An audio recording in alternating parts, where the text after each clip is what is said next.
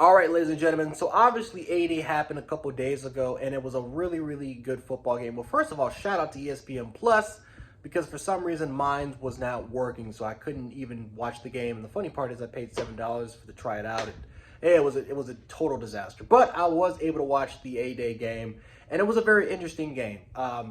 Now again, it's spring, so it doesn't really give us a great indication of where we're at. The offensive line did not do the best, but it doesn't mean that it's going to be bad. It might actually be a great offensive line by the time fall starts. You just really never know about this. But I will say this: it does kind of give fans a sneak peek of what our 2022 football team is going to be, and it's not just Alabama football, right? It's spring all across the board for college football. So Georgia played, Auburn played, right? A&M played. A lot of the teams that are getting hyped, that are getting that are really starting to get the recognition, had their games. And I'm going to talk about those games in a little bit and kind of do their previews. But talking about Alabama football real quick, some of the things that I really was impressed with was, number one, I was impressed with Jameer Gibbs. We all knew coming out of Georgia Tech, he's one of the most explosive, one of the most elusive and versatile players coming out of college.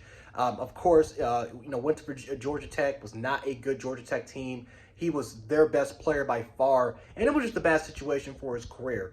Now, he went to the transfer portal. Nick Saban picked him up because he saw the value in having a player like Jameer Gibbs, and it's something that we really haven't had in 2 or 3 years. Even with the great Najee Harris was nowhere near as explosive or as fast as Jameer Gibbs. Jameer Gibbs brings a totally different element to Alabama football that we haven't had probably since Damian Harris. So it is really good to see Jameer Gibbs and the type of player that we were able to watch on Saturday. It was a great performance by him, right? Ripped a 75-yard touchdown. Great blocking, by the way, on the line. But honestly, ripped it, saw a hole, gashed through it, and scored a 75-yard touchdown.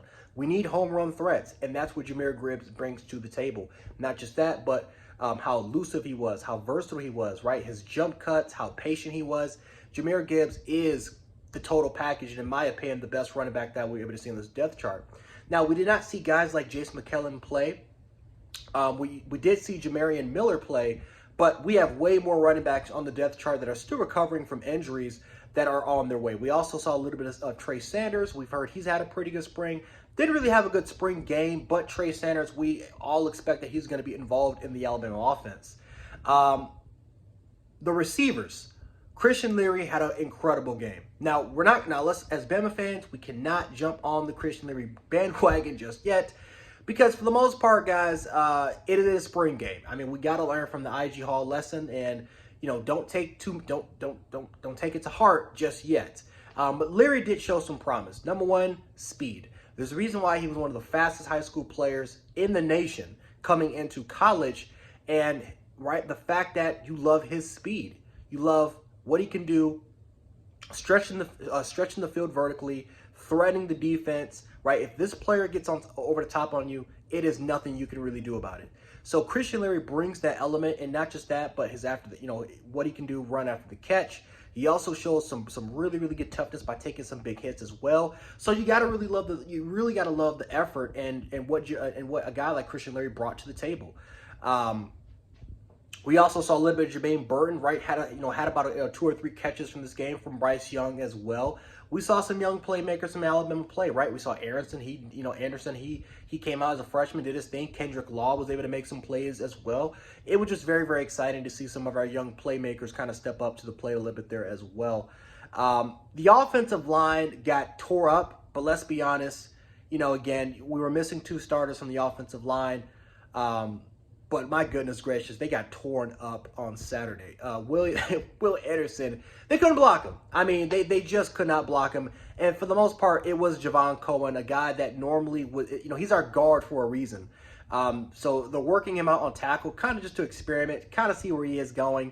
But I would just say, kind of keep him there in the interior. Nick Saban said, listen, man, we can't even give, Bryce Young, you might not like the stats, but we're not even giving Bryce Young time to throw the football. Well, I mean, let's be honest. Like 90% of tackles in America can't block a player like Will Anderson.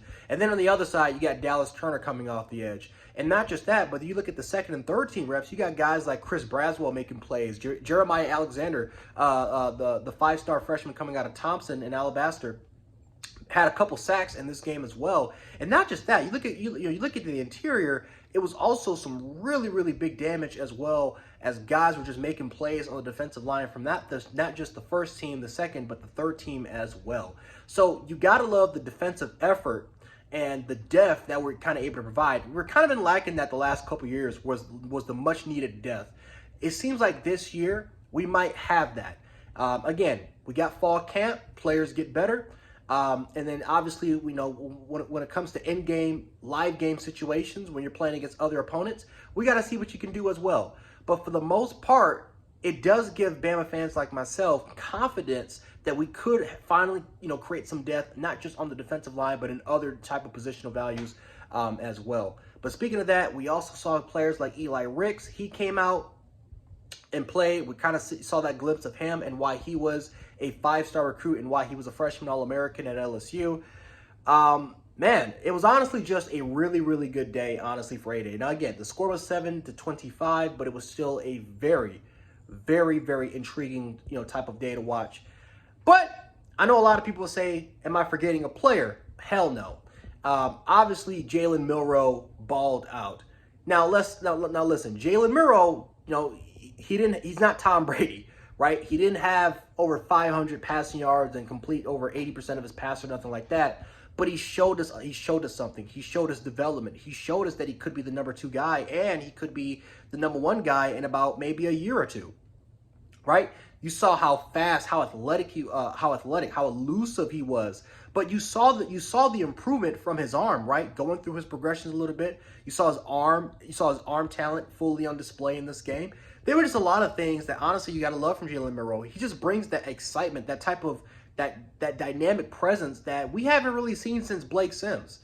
So I'm very, very excited to watch a player like Jalen Milroe continue to grow, continue to develop, and if he can become that quarterback, if he can go through his progressions a little bit more, right? Really start to work on that arm, get that accuracy up a little bit.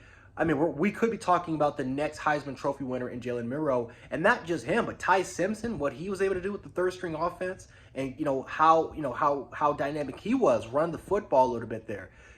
Ty Simpson showed. I think he kind of showcased that he could also be the future as well. Honestly, guys, again, it was a great day for Alabama spring football. It was a great day for the fans, but there's a lot of things that we got to take into account. There's a lot of positives, honestly, from this game. Obviously, there are some negatives. Of course, the offensive line was a negative, but we were, this is something that can be touched on. This can be improved. We had a couple starters on the offensive line, so let's not take that much into account there. But overall wise, let me know how you guys kind of felt about the spring game, because I this was a pretty good spring game. I've watched this game like 50 times on YouTube now. So shout out to ESPN Plus once again, and I'll catch you guys in the next one.